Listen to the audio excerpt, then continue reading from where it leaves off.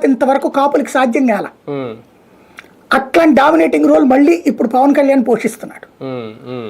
ఇది ఇక్కడ కాపులకి క్లియర్.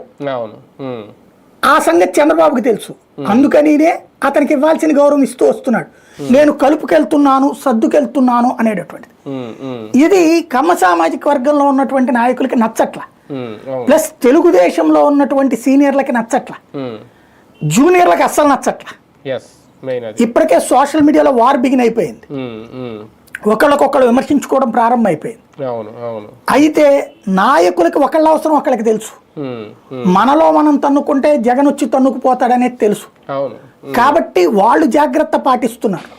కానీ ఇది ఎట్లాంటిదంటే పవర్ ట్రాప్ అంటారు, పొగడ్తల ట్రాప్, పవర్ ట్రాప్ ప్రారంభం అయిపోయింది. ఇప్పుడు ఏంటయ్యా అంటే, ఒకటి లోకేష్ మనసులో ఉందో లేదో తెలియదు కానీ టీడీపీ నాయకులు తమ్ముళ్ళు కింది స్థాయి శ్రేణులు లేదంటే లోకేష్ని అభిమానించే వాళ్ళు మాత్రం దీన్ని యాక్సెప్ట్ చేయలేకపోతున్నారు. అంటే ప్రయారిటీ కోసం పాకులాడే పరిస్థితి వచ్చింది అంటే బికాజ్ ఆఫ్ పవన్ కళ్యాణ్ అని అనుకోవాలి ఒకటి. రెండోది ఏంటంటే ఈరోజు మీరు చూసే ఉంటారు, కిరణ్ రాయల్ కూడా కొన్ని వ్యాఖ్యలు చేశాడు ఆయన జనసేనకు సంబంధించి. ముందు ఎలా ఒప్పందం కుదుర్చుకున్నారో పెద్దల మధ్య అది చెయ్యాలి, అమలు చేయాలి, మా నాయకుడు మేము ముఖ్యమంత్రిగా చూడాలని అనుకున్నాం అనేది. అంటే మొన్న ఒక నాయకుడు డిప్యూటీ సీఎం చేయాలి లోకేష్ అన్నాడు కాబట్టి టీడీపీకి సంబంధించి వాళ్ళు జనసేన వాళ్ళు బయటకు వచ్చారేమో.